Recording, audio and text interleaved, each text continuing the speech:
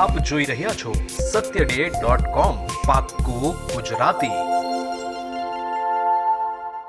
વલસાડમાં 31st દારૂ પીને આવતા જતા નશાબાજોને ઝડપી લઈ હંગામી જેલસમા હોલમાં પૂરવાની પોલીસે અગાઉથી કરેલી તૈયારીઓમાં ખાતું ખુલ્યું છે અને 120 જેટલા નશાબાજોને રાજપાટમાં ઝડપી લઈ હોલ ભેગા કરી દીધા હતા।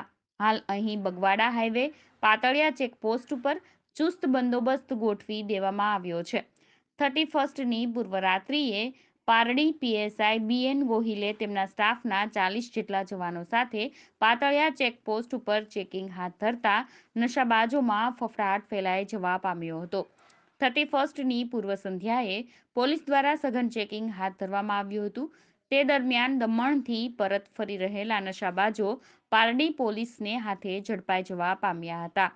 પોલીસે બ્રીથ એનાલાઇઝર મશીનનો ઉપયોગ કરી એક પછી એક લોકોને ચેક કર્યા હતા અને કોરોનાને લઈ બ્રીથ એનાલાઇઝર મશીનમાં ફૂંક મારવા માટે પોલીસે યુઝ એન્ડ થ્રો સ્ટ્રોનો ઉપયોગ કર્યો હતો અને આ મશીન મારફતે પોલીસે 120થી વધુ દારૂ પીધેલાઓને ઝડપી લઈ કાયદેસરની કાર્યવાહી હાથ ધરતા ફફડાટ ફેલાઈ જવા પામ્યો છે।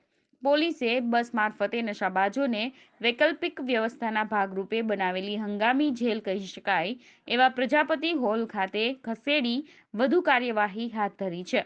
ત્યારે બીજી તરફ વલસાડમાં પણ શહેર પોલીસ દ્વારા સઘન ચેકિંગ હાથ ધરીને 75થી વધુ પીધેલા નબીરાઓને ઝડપી પાડ્યા હતા અને તમામને વલસાડ આંબેડકર ભવન હોલ ખાતે સોશિયલ ડિસ્ટન્સિંગનું ધ્યાન પણ રાખવામાં આવ્યું હતું તેમજ મેડિકલની ટીમ દ્વારા તપાસ કરી તમામને જામીન ઉપર મુક્ત કરવામાં આવ્યા હતા। satyday.com વલસાડ। પહેલા જ એક દિવસ પહેલા જ પોલીસ એક્શન મોડમાં આવી ગઈ છે અને ઘણા પિત્તરોને પકડી પાડવામાં આવ્યા છે। એ સમગ્ર હકીકત શું છે અને કેટલા લોકોને પકડ્યા છે? હાલમાં કોરોના મહામારી ચાલી રહી છે અને તેની સાથે સાથે જુદા જુદા તહેવારોની ઉજવણી પણ કરવામાં આવી રહેલી છે। તે અનુસંધાને ગુજરાત સરકાર અને ભારત સરકાર તરફથી કોવિડની ગાઈડલાઇનનું પાલન કરવા માટે તમામ રાજ્યના નાગરિકોને વિનંતી કરવામાં આવેલી છે, અપીલ કરવામાં આવેલી છે।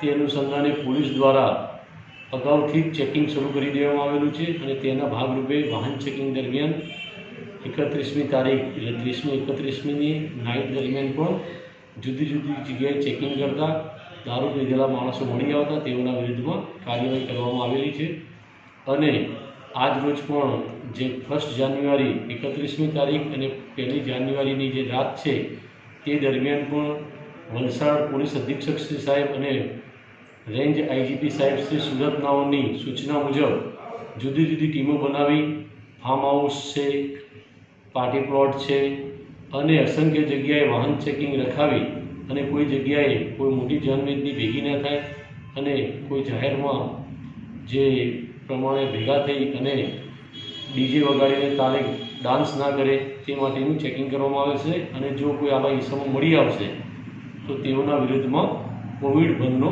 ગુનો દાખલ કરવામાં આવશે। સાથે સાથે જો કોઈ જગ્યાએ કેટલાક યંગસ્ટર અને કેટલાક નાગરિકો આ જે તહેવારની ખોટી રીતે ઉજવણી કરતા હોય છે અને જેમાં જે ગુજરાત રાજ્યમાં દારૂબંધી હોવા છતાં દારૂનું સેવન કરી અને પાર્ટીઓ કરતા હોય છે અને તે જ રીતે રોડ ઉપર વાહન લઈને નીકળતા હોય છે તો આનું ચેકિંગ રાખી અને જો કોઈ દારૂ પીધેલા હિસ્સામાં મળી આવશે તો તેના વિરુદ્ધમાં કાર્યવાહી કરવામાં આવનાર છે। તેવી જ રીતે જિલ્લાની દમણની બોર્ડરો ઉપર પણ રાઉન્ડ ધી ક્લોક પોલીસ બંદોબસ્ત રાખવામાં આવેલો છે અને કોઈપણ દમણથી વલસાડ જિલ્લામાં દારૂનું કોઈ હેરફેર ન થાય તે માટે પણ તકેદારી રાખવામાં આવી રહેલી છે જેથી વલસાડ જિલ્લા પોલીસ અધિક્ષક શ્રી સાહેબ તરફથી અને વલસાડ જિલ્લા પોલીસ દ્વારા અપીલ કરવામાં આવે છે કે કોઈએ પણ દારૂનું સેવન કરવું નહીં અને દારૂનું સેવન કર્યા બાદ રોડ ઉપર વાહન લઈને ફરતા જો મળી આવશે તો તેઓના વિરુદ્ધમાં સખતમાં સખત કાર્યવાહી કરવામાં આવશે। એટલે તમે લોકો ઘરે રહો અને શાંતિથી તહેવારની ઉજવણી કરો। સર, આશરે કેટલા લોકો પકડવામાં આવ્યા છે અત્યાર સુધી? હાલમાં જુદા જુદા પોલીસ સ્ટેશનમાં આશરે 201 માણસોને પકડવામાં આવેલા છે। સર, પકડીને લાવ્યા બાદ સોશિયલ ડિસ્ટન્સનું કઈ પ્રકારનું ધ્યાન રાખવામાં આવે છે?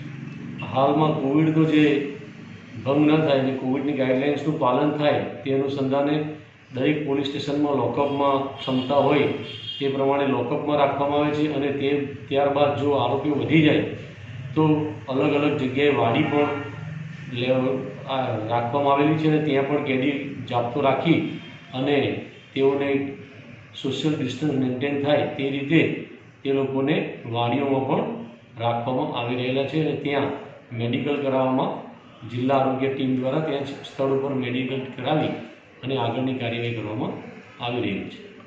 YouTube પર જાઓ અને અમારી ચેનલ satyday.com ને સબસ્ક્રાઇબ કરો અને બાજુમાં જે નાની ઘંટી છે તેમને ક્લિક કરો જેથી અપડેટ ન્યૂઝ તમારા સુધી પહોંચી શકે.